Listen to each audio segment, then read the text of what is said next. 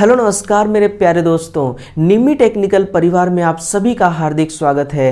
दोस्तों, आपके डीआरडीओ का एग्जाम डेट तय हो चुका है और इस एग्जाम को आपको क्या करना है दोस्तों, इस एग्जाम को आपको क्वालिफाइड करना है, क्योंकि दोस्तों आपके पीछे आपका पूरा परिवार दोस्तों आपके जीतने का इंतजार कर रहा है। इसलिए दोस्तों इस एग्जाम को आपको क्वालिफाइड करना ही होगा, इस एग्जाम को जीतना ही होगा। आप दोस्तों जरा एक बार उस पल को महसूस करिए, एक बार उस क्षण के बारे में जरा गौर करिए दोस्तों। कौन सा क्षण? जब दोस्तों आप डीआरडीओ जैसे बड़े एग्जाम को क्वालिफाइड करके पूरे गर्व के साथ दोस्तों आप अपने घर जाएंगे और अपनी माँ को बताएंगे कि जो मेरा एग्जाम है ये क्वालिफाइड हो चुका है, मेरा एग्जाम क्लियर हो चुका है। उस माँ के मन में दोस्तों कितनी खुशी होगी, वो पल, वो दोस्तों क्षण कितना अच्छा होगा। इसी खुशी को देने के लिए दोस्तों आप क्या कर रहे हैं? आप मेहनत कर रहे हैं, आप संघर्ष कर रहे हैं। आपके पूरे परिवार का दोस्तों, आपके पूरे परिवार का आशीर्वाद आपके साथ है और हमारी शुभकामनाएं आपके साथ है। इसीलिए दोस्तों आपको हार नहीं मानना है, बस दोस्तों संघर्ष करना है आपको। और अपना दोस्तों जो आपका करियर है वो दोस्तों अपना करियर खुद आपको लिखना है, अपना करियर, अपना किस्मत खुद आपको बनाना है। इसीलिए दोस्तों आपके डीआरडीओ के एग्जाम के लिए हम महत्वपूर्ण प्रश्नों का शानदार कॉन्सेप्ट के साथ दोस्तों हम महत्वपूर्ण प्रश्न आपके सामने लेकर उपस्थित हैं और हर प्रश्न का विस्तार पूर्वक आज हम चर्चा करने वाले हैं। तो आइएगा दोस्तों, आप हमारे साथ जुड़े रहिए और पूरे इस क्लास को देखिए और गौर से सुनिए और आनंद के साथ देखिए। देखिएगा, पहला प्रश्न है दोस्तों, और सबसे जरूरी काम क्या है दोस्तों कि जब भी आपको दोस्तों क्लास देखना है तो क्लास में सिर्फ प्रश्नों को देख लेने से कुछ नहीं होता दोस्त। आपको क्या करना होता है, आपको उसको नोट भी करना होता है। इसलिए नोटबुक अपने साथ में रखना और कलम भी दोस्तों आपको क्या करना है, अपने हाथ में रखना है। देखिएगा, पहला प्रश्न क्या है दोस्तों कि आईजीबीटी का संचालन किसके निर्माण के सिद्धांत पर आधारित है। बहुत ही अच्छा क्वेश्चन है दोस्तों। इसका जो आंसर है वो ऑप्शन नंबर ए इसका सही आंसर होगा, इन्वर्जन लेयर। सुनना दोस्तों, जो आपकी आईजीबीटी होती है, आईजीबीटी के बारे में और भी दोस्तों जो महत्वपूर्ण क्वेश्चन बन सकते हैं उसको दोस्तों मैं क्या करूंगा, आपके सामने रखने की कोशिश करता हूं।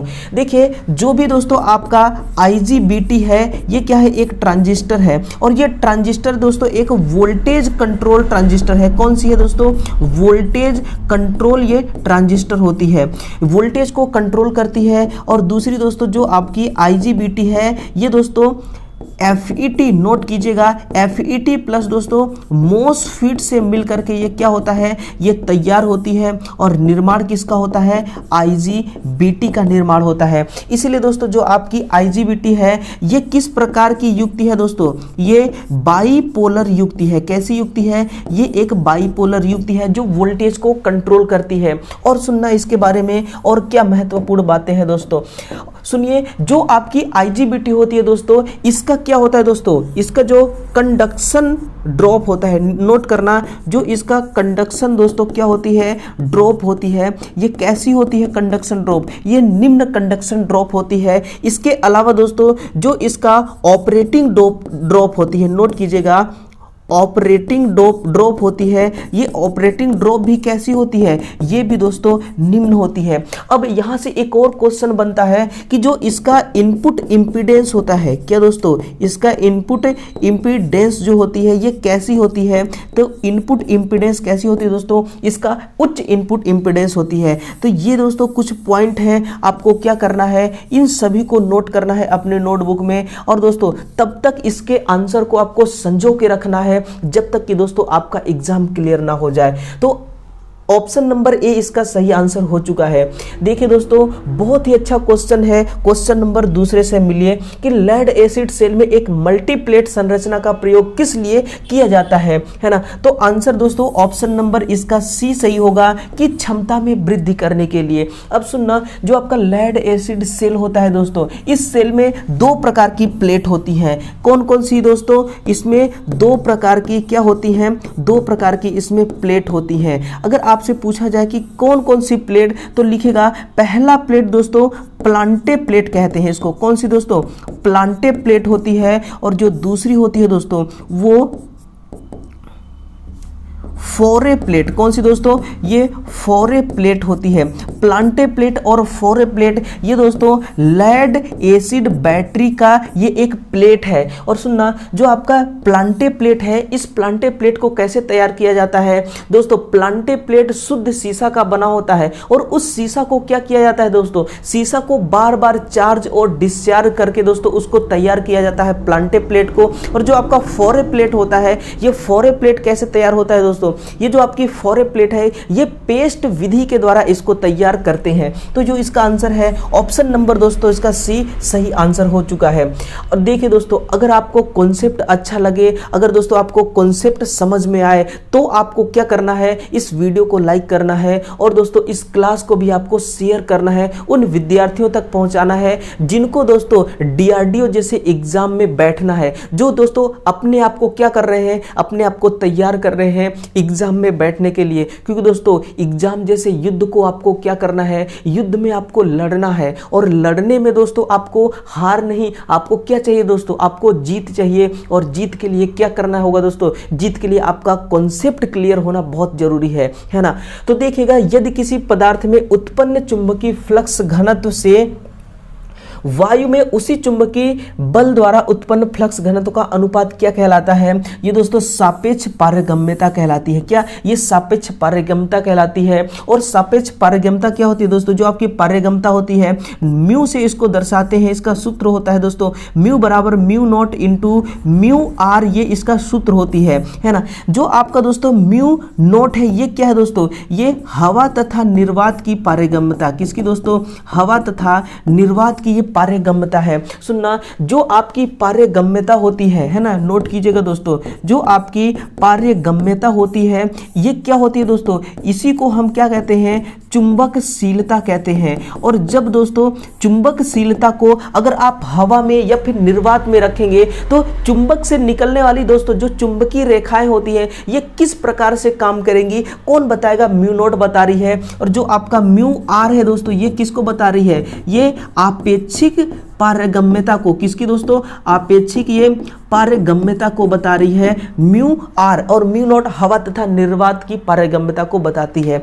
तो इसका आंसर ऑप्शन नंबर सुनिए, ऑप्शन नंबर ए इसका सही आंसर हो चुका है। और हाँ दोस्तों, सिलेक्शन लेने के बाद ही अब तेरी गलियों में रखेंगे हम अपना कदम। बस दोस्तों आप खुद से वादा करिए, खुद से दोस्तों आपको क्या करना होगा, खुद से दोस्तों वादा करना होगा कि ये जो एग्जाम है इस एग्जाम को दोस्तों हम यूं ही नहीं जाने देंगे। आपको क्या करना है, इसमें आपका दोस्तों क्या छुपा हुआ है, आपके सपने छुपे हुए हैं, आपका दोस्तों फ्यूचर इसी पे है, आपका करियर इसी पे है ना। सबसे पहले दोस्तों क्या करना है, अपना करियर बनाना है। इसके बाद दोस्तों हर कोई आपके साथ होगा। बस एक बार दोस्तों आपका करियर अच्छा हो गया तो पूरी जीवन, पूरा लाइफ दोस्तों सब कुछ अच्छा होगा, है ना। और दोस्तों आप जिसको चाहेंगे वो मिलेगी भी, और जिसको दोस्तों आप प्यार करेंगे वो भी आपसे प्यार करेगी। बस दोस्तों आपको क्या करना है, अपने लक्ष्य पे निशाना साधना है। और आपको दोस्तों लक्ष्य पे निशाना साधने का यही वो सबसे महत्वपूर्ण समय है, इस चीज को आपको इग्नोर नहीं करना है।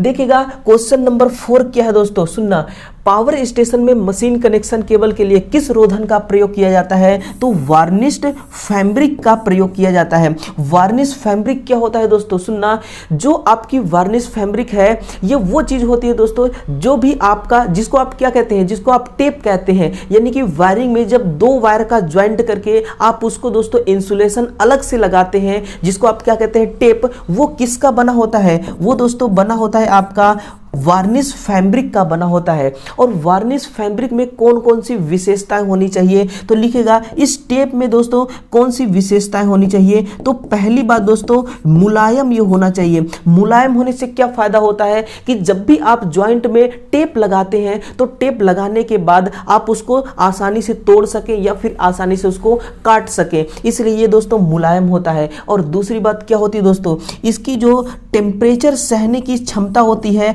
90 डिग्री सेल्सियस दोस्तों टेम्परेचर सहने की क्षमता होती है। और इस टेप में दोस्तों और क्या होता है, इसमें दोस्तों एक क्या होता है, एक लेयर चढ़ी होती है ना, एक इसमें लेयर चढ़ी होती है। और वो लेयर क्या करती है दोस्तों, आसानी से उस ज्वाइंट में चिपक सके, इसलिए इसमें एक विशेष प्रकार का लेयर चढ़ाया जाता है। और इसमें एक और विशेषता होती है कि जब भी आप उस ज्वाइंट को अगर दोस्तों हटाना चाहें और हटाने के लिए जब भी आपको टेप को निकालना होगा तो वो टेप आसानी से दोस्तों छूट भी जाए। इसलिए कैसा होना चाहिए दोस्तों, मुलायम होना चाहिए। और ये जो लेयर है इसीलिए इस लेयर को चिपकाया जाता है। और इसकी मोटाई कितनी होती है, नोट करना, इस टेप की जो मोटाई है दोस्तों ये कितना होता है, तो 0.125 mm से लेकर के दोस्तों प्लस माइनस 0.025 mm होता है। ये इसकी क्या है दोस्तों, तो ये इसकी मोटाई होती है। अगर आपसे दोस्तों पूछा जाए कि इसकी चौड़ाई कितनी होती है तो लिखना 18 प्लस माइनस 1 mm का क्या होना चाहिए दोस्तों, ये इतना चौड़ा होना चाहिए, है ना। तो ये मुलायम होना चाहिए, 90 डिग्री सेंटीग्रेड टेम्परेचर को ये सहन कर सकता है। और दोस्तों इसके ऊपर एक विशेष प्रकार की लेयर लगी होती है जो जॉइंट में आसानी से ये चिपक जाती है और आसानी से ये छूट भी जाती है। मोटाई 0.125 mm से प्लस माइनस 0.025 mm के बीच होना चाहिए। और चौड़ाई दोस्तों 18 प्लस माइनस 1 mm की इसकी क्या होती है, इसकी चौड़ाई होती है ना। तो इसका आंसर दोस्तों ऑप्शन नंबर देखिए डी इसका करेक्ट हो चुका है। देखिए अब आपके सामने क्वेश्चन नंबर 5 आया है और बड़ा ही दोस्तों शानदार क्वेश्चन है। कृत्रिम वैक्स में ... विद्युत रोधी गुण और ... आर्द्रता ग्राही गुण होना चाहिए। कैसा होना चाहिए, तो दोस्तों देखिएगा जो आपका कृत्रिम वैक्स होता है दोस्तों इसमें उच्च विद्युत रोधी गुण होने चाहिए और दोस्तों निम्न आर्द्रता ग्राही गुण होना चाहिए। ये यानी कि ये नमी को अवशोषित ना कर सके, ऐसा दोस्तों इसके अंदर क्या होना चाहिए, ऐसा इसके अंदर क्वालिटी होना चाहिए।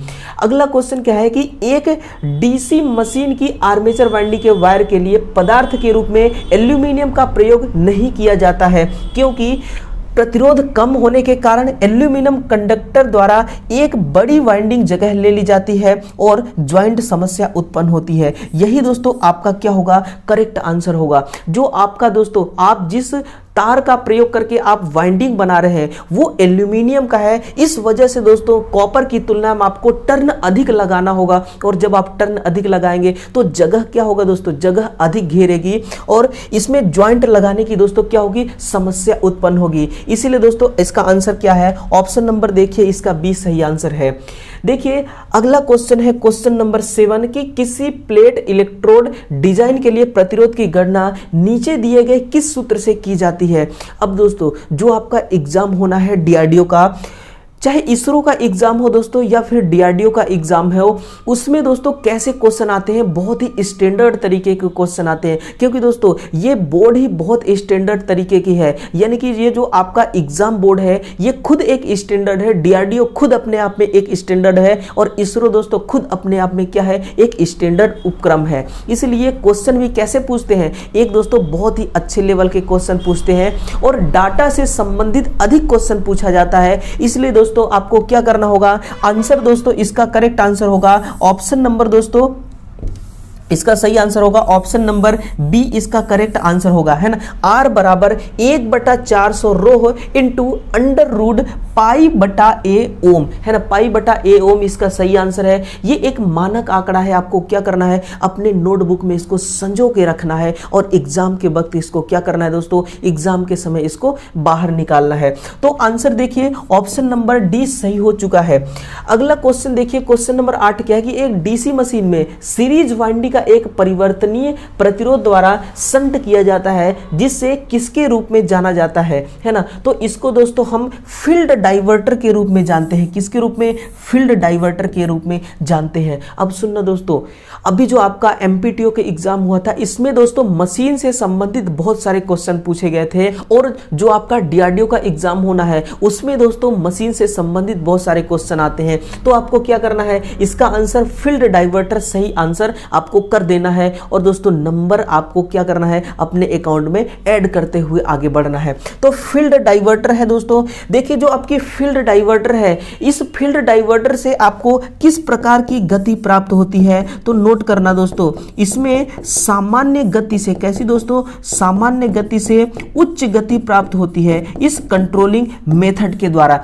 अगर आपका दोस्तों कोई 4 पोल का डीसी मोटर है, कितने पोल का, 4 पोल का कोई मोटर है जो कि दोस्तों 1500 आरपीएम पर ये घूमती है, लेकिन हम दोस्तों 4 पोल पे ही अगर हम 2000 आरपीएम प्राप्त करना चाहें तो दोस्तों ये किसके द्वारा संभव है, ये फील्ड डाइवर्टर स्पीड कंट्रोल के द्वारा संभव है। और जो इसका उपयोग है वो कहां पर किया जाता है, तो नोट करना मेरे दोस्तों, इसका जो उपयोग है ये दोस्तों ट्रेन में किया जाता है। कहां पे, ट्रेन में किया जाता है। और इसके अलावा इसका यूज कहां पे करते हैं, तो जो दोस्तों जो बैटरी से चलने वाली कार होती है ना, बैटरी से चलने वाली जो कार होती हैं उनमें भी दोस्तों स्पीड को कंट्रोल आप कैसे करते हैं, 4 व्हीलर में स्पीड को कंट्रोल कैसे करते हैं, फील्ड डाइवर्टर कंट्रोल मेथड के द्वारा उसमें भी आप स्पीड को कंट्रोल करते हैं। और एक बात हमेशा याद रखना, कंट्रोल का मतलब दोस्तों हमेशा स्पीड को कम करना ही नहीं होता, कंट्रोल का मतलब होता है कि स्पीड को बढ़ाना भी और स्पीड को घटाना भी इसका मतलब होता है। अगला देखिए, स्ट्रोबोस्कोपिक नुकसान किस दीपक से अप्राप्त होता है, तो ये दोस्तों होता है GLS दीपक। कौन सी दोस्तों, GLS लैंप में ही दोस्तों ये नहीं होता है स्ट्रोबोस्कोपिक असर। और आंसर क्या होगा, option number C correct answer होगा, प्रकाशमान दीपक इसका सही आंसर हो चुका है। अगला क्वेश्चन देखिएगा, एकल बंद ट्रांजिस्टर में आंतरिक स्टेप ऑफ अनुपात की सीमा कितनी होती है, तो इसका आंसर ऑप्शन नंबर देखिए ए है, 0.5 से 0.8 होता है इसका सही आंसर। यानी कि जो इसका स्टेप ऑफ अनुपात है वो दोस्तों 0.5 से 0.8 के बीच होता है। और जो एकल बंद ट्रांजिस्टर है, ये कौन सी ट्रांजिस्टर की बात कर रहा है, एकल बंद ट्रांजिस्टर दोस्तों, तो नोट करना ये UJT के बारे में बात कर रहा है। किसके बारे में दोस्तों, UJT के बारे में, जिसका पूरा नाम क्या होता है, यूनी जंक्शन, क्या इसका पूरा नाम होता है, unijunction transistor. Unijunction दोस्तों ट्रांजिस्टर इसका पूरा नाम होता है UJT का। आप दोस्तों इसको नोट कर लीजिए। तो देखिए इसमें दोस्तों आज के आपके इस सीरीज में केवल 10 ही प्रश्न थे और आपने क्या किया दोस्तों, 10 प्रश्न को आपने सॉल्व किया। और आपको अब क्या करना है, कमेंट बॉक्स में कमेंट करना है और हमें दोस्तों क्या करना है, आपको बताना है कि आपके कितने क्वेश्चन सही हुए। और इस क्लास में दोस्तों जो हमारे द्वारा लाया गया प्रश्न था वो प्रश्न आपके लिए कितना दोस्तों महत्वपूर्ण था, यह भी आपको कमेंट करके बताना है। और हाँ दोस्तों, आप इस प्यारे से परिवार का दोस्तों एक प्यारा सा हिस्सा बनिए, चैनल को सब्सक्राइब करिए। इस दोस्तों वीडियो को आपको लाइक करना है और शेयर भी करना है, दूसरे विद्यार्थियों तक पहुंचाने की जिम्मेदारी को भी दोस्तों साथ ही साथ आपको क्या करना है, निभाना है। तो चलिए कल सुबह फिर से मिलते हैं दोस्तों एक नए क्वेश्चन के साथ। तब तक के लिए दोस्तों आप सभी को जय हिंद, थैंक यू।